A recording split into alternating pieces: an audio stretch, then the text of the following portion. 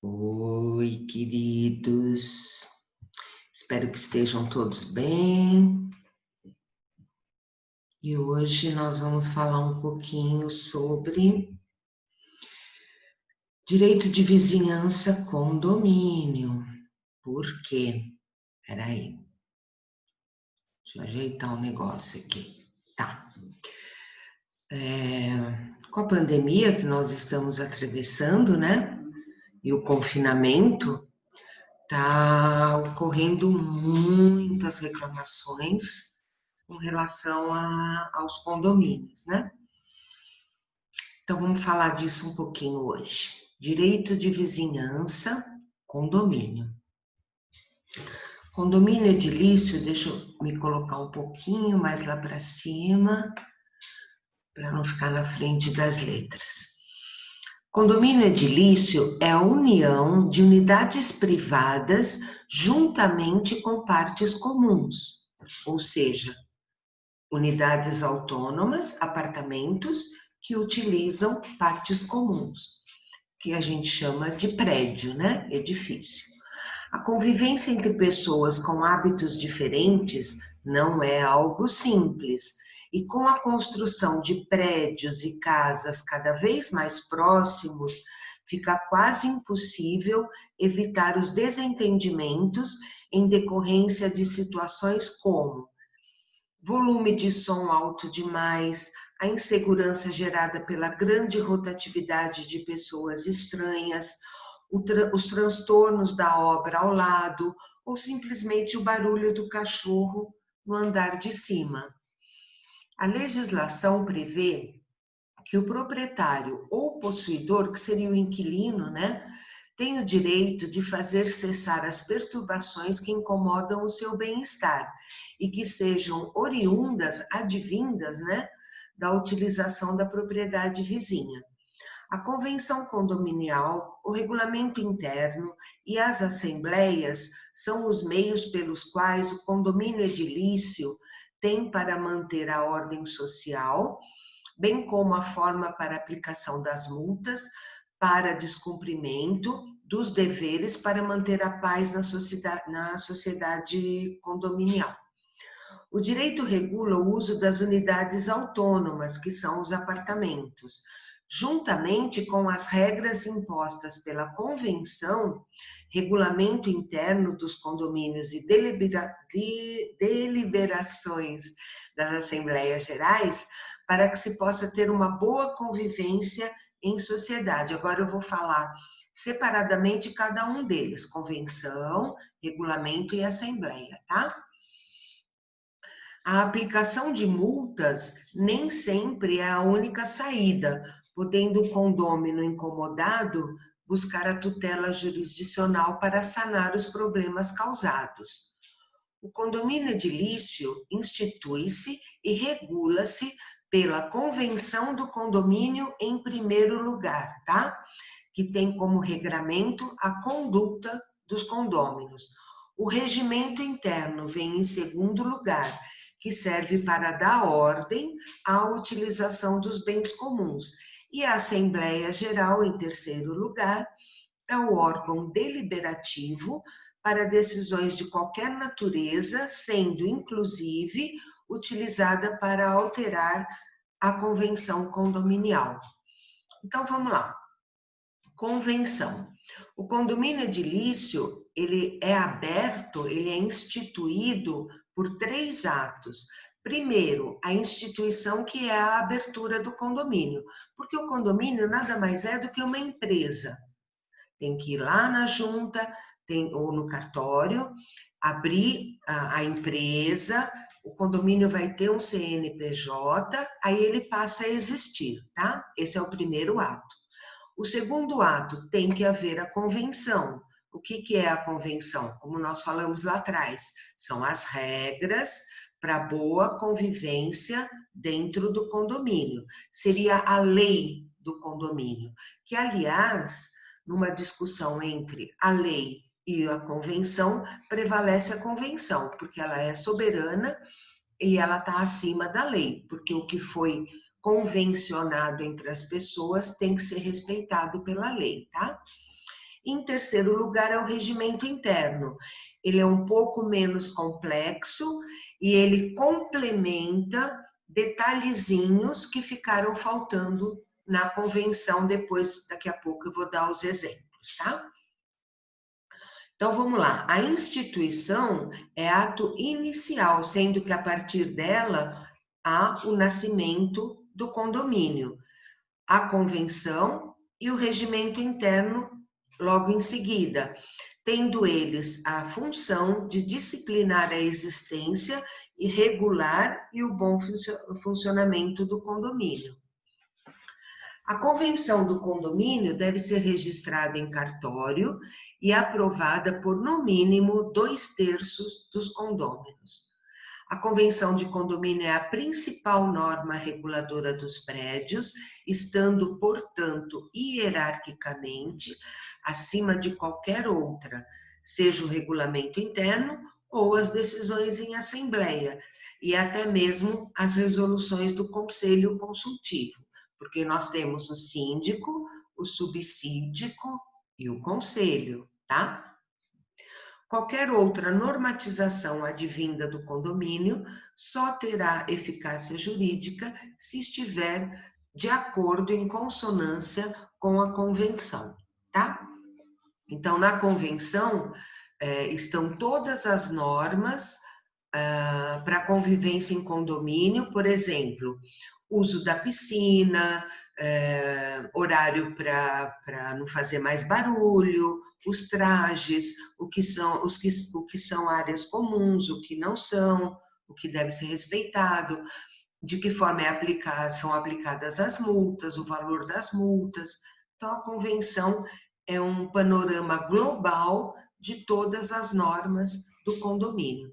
Só que vamos supor que lá na convenção ficou faltando um detalhezinho da piscina, por exemplo, tá? Que na piscina a piscina só pode ser usada das 8 da manhã às 9 da noite, com traje assim, assim, assado. Ou não é permitida a entrada de visitantes, de pessoa de fora.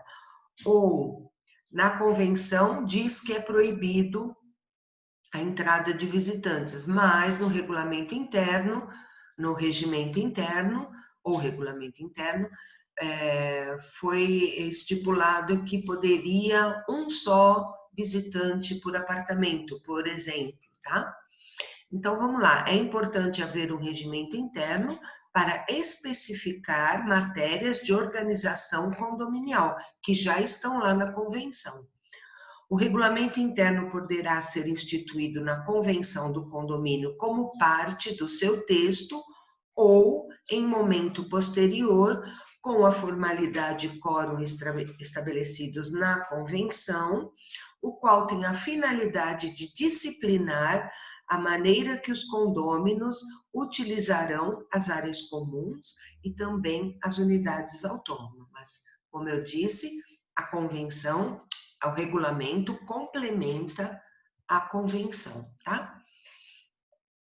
Pode o regimento interno não se sujeitar à mesma rigidez imposta para alteração de conteúdo da convenção condominial. Lembra que para alterar a convenção, por lei, é necessário 2/3 dos condôminos, tá? Para o regulamento interno, dispensa-se o quórum especial, que são os 2/3, aplicando somente a maioria simples, salvo se houver alguma disposição contrária expressa na convenção. E o que é maioria simples? Compareceram 50 condôminos, a maioria seria 26, né? A metade mais um, e esses 26 concordaram em alterar o regulamento. Essa é a maioria simples. Em terceiro lugar, vem a Assembleia Geral. A Assembleia Geral é o poder legislativo do condomínio. É o órgão deliberativo para o qual devem ser convocados todos os condôminos. É o órgão responsável pela alteração da convenção e do regulamento interno. A falta de convocação geral da Assembleia idônea sujeita à nulidade. A Assembleia não poderá deliberar se todos os condôminos não foram convocados para a reunião. Deverá ser afixado em local próprio e visível, geralmente coloca-se nos elevadores e nos quadros de aviso e nas portas de entrada do prédio, né? Como também nos locais de grande circulação, como elevadores. A convocação deve ocorrer no mínimo 5 dias de antecedência, tá? Então, se marcou a assembleia para o dia 20, ela tem que ser convocada antes do dia 15. A assembleia ordinária ocorre uma vez por ano, obrigatoriamente, para que sejam expostas questões referentes à prestação de contas e demais deliberações importantes, a fim de aprovar o orçamento das despesas que houve no ano anterior, a contribuição, o valor da cota e a prestação de contas, e eventualmente eleger novo síndico ou alterar o regulamento interno. Se o síndico não convocar essa assembleia, que é obrigatória e a gente chama de ordinária, 1/4 dos condôminos poderá fazê-lo, ou ainda qualquer condômino, mediante provocação e decisão do juiz de direito. Se por algum motivo o síndico não marcar essa assembleia, 1/4 dos condôminos, ou seja, um edifício que tem 100 moradores, 25 moradores podem convocar essa assembleia, ou um morador só. Ele entra em juízo, explica para o juiz que o síndico não quer fazer, marcar essa assembleia ordinária, ela é obrigatória, e o juiz dá uma liminar, permitindo que esse condômino marque o dia e a hora para essa assembleia, tá? Além da ordinária, que ocorre uma vez por ano e é obrigatória, no decorrer do ano existem as assembleias extraordinárias, que elas são convocadas também pelo síndico, ou pelo conselho, ou pelos condôminos, que representem no mínimo 1/4, né, como dito acima, sempre que houver interesse com assuntos da mais ampla diversidade, desde que, presta atenção, o assunto conste expressamente do edital de convocação. Então, veja, foi convocada uma assembleia extraordinária e lá no edital é obrigatório o tema daquela assembleia. Então, imagina que foi designada uma assembleia extraordinária para resolver se vai colocar a grade no portão da frente. Então, esse é o tema, o assunto da assembleia. Aí chega lá na assembleia, querem falar de janela, de piscina, de tapete. Não pode. Tem que ser o que está escrito lá no edital, tá bom? Direito de vizinhança. O uso nocivo da propriedade condominial diante da falta de obediência aos deveres dos condôminos. Na propriedade horizontal, se pode usar, fruir e gozar das atividades das unidades autônomas, porque se tem direito privado sobre elas. Entretanto, em razão da especialidade do condomínio em edifícios, se fazem mais imperiosas as regras gerais de convivência estabelecidas nas convenções condominiais e nos regimentos internos em obediência direta ao direito de vizinhança. Na propriedade horizontal, são as casas, a gente usa e usufrui da forma que puder. Mas nas verticais, né, nos edifícios, existem regras que têm que ser seguidas, que são regidas pela convenção do regimento interno. No direito de vizinhança edilício, a norma jurídica limita a extensão das faculdades de usar, gozar, por parte dos proprietários e possuidores, que são os inquilinos de prédios vizinhos, impondo-lhes um sacrifício que precisa ser suportado para que a convivência social seja possível, e para que a propriedade de cada um seja respeitada. Porque se não houver isso, imagina o caos.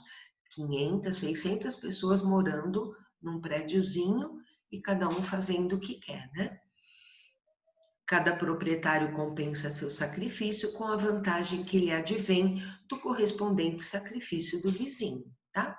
O meu direito vai até onde começa o do outro e tem que haver o respeito entre eles.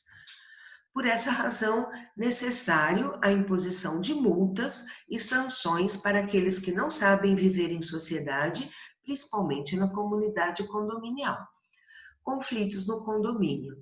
As causas mais comuns geradoras de conflitos nos condomínios edilícios, né, em virtude do uso nocivo, incômodo, danoso, imoral, insalubre, perigoso e proibido por lei e pelos estatutos dos condomínios, são construções e modificações da coisa comum, como, por exemplo, alterações de fachada. Não é permitido, inclusive, por lei, tá? Todos os apartamentos têm que ter a fachada igual. Alteração da destinação do imóvel, visita de pessoas para fins sexuais, exercício de atividade profissional em imóvel residencial, como, por exemplo, salão de beleza, república de estudantes, etc. Uso nocivo, tais como ruídos, guarda de animais, infiltração de águas, falta de higiene, que dá aquele odor ruim, né? Inadimplência. São deveres do... Inadimplência é falta de pagamento. São deveres do condomínio contribuir para as despesas do condomínio na proporção das suas frações ideais, que é a cota condominial. Aqui é importante fazer uma ressalva. Tem prédios que possuem apartamentos de 2 e de 3 dormitórios. A fração paga pelo condomínio tem que ser diferenciada, tá? Porque ela é calculada sobre o metro quadrado do apartamento. Então, o apartamento com 3 dormitórios que possui 100 metros vai pagar um valor. O apartamento de 2 dormitórios que possui 80 metros vai pagar um valor inferior ao de 3 dormitórios, tá? Não realizar obras que comprometam a segurança da edificação, porque tem paredes que são pilares, né? Não podem ser derrubadas. Não alterar a forma e a cor da fachada, das partes e esquadrias externas. Dar às suas partes a mesma destinação que tem a edificação e não as utilizar de maneira prejudicial ao sossego, salubridade e segurança dos possuidores ou dos bons costumes. Não realizar obras que comprometam a segurança da edificação, já falei, né? Tirar a parede interna que seja pilar de sustentação. No interior da unidade autônoma, o condômino pode fazer toda e qualquer alteração que desejar, desde que não interfira com a segurança. Se o condômino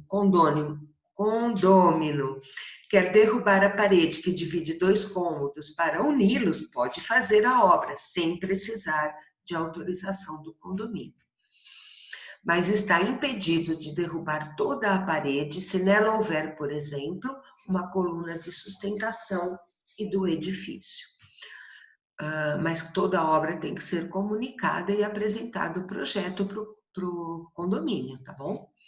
O condômino que não pagar a sua contribuição ficará sujeito aos juros moratórios convencionados ou, não sendo previstos, os de 1% ao mês e multa de até 2% sobre o valor do débito. Não pode ultrapassar 2%, isso é lei, tá?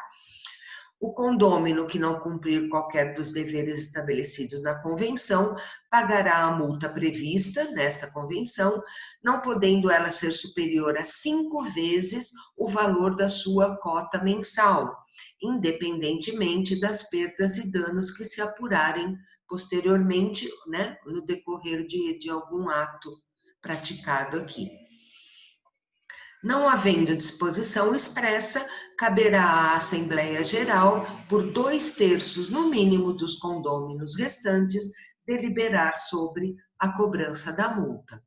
Diz a lei que o condômino ou possuidor que por seu reiterado comportamento antissocial geral, incompatibilidade de convivência com os demais condôminos ou inquilinos, poderá ser constrangido a pagar multa correspondente ao décuplo 10 vezes o valor atribuído à contribuição para as despesas condominiais.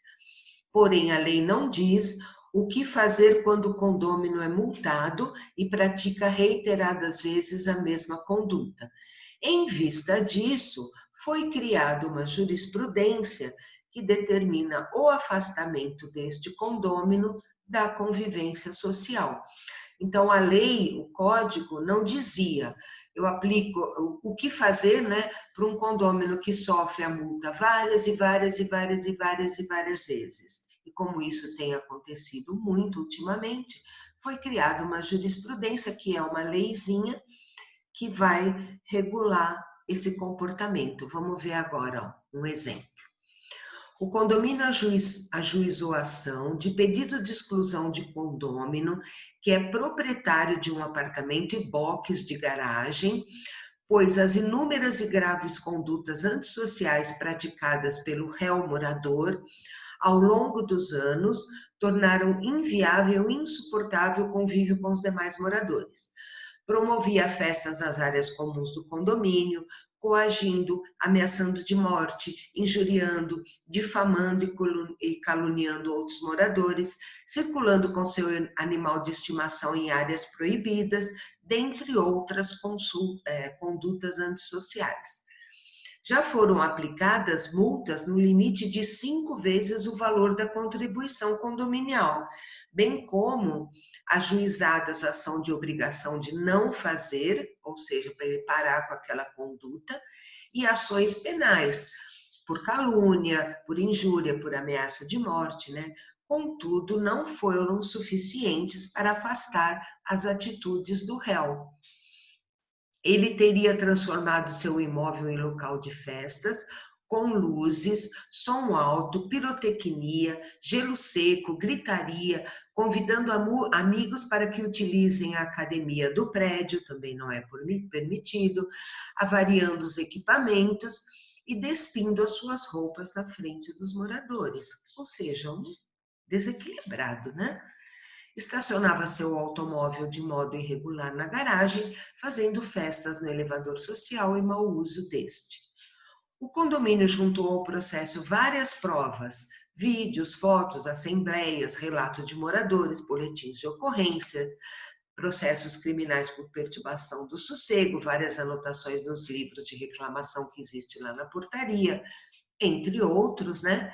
E requereu a procedência da ação para que fosse determinada a remoção definitiva deste condômino, que fosse obrigado a alienar o imóvel, ou seja, a sair do imóvel em 60 dias, sob pena de alienação judicial forçada, saída, retirada forçada.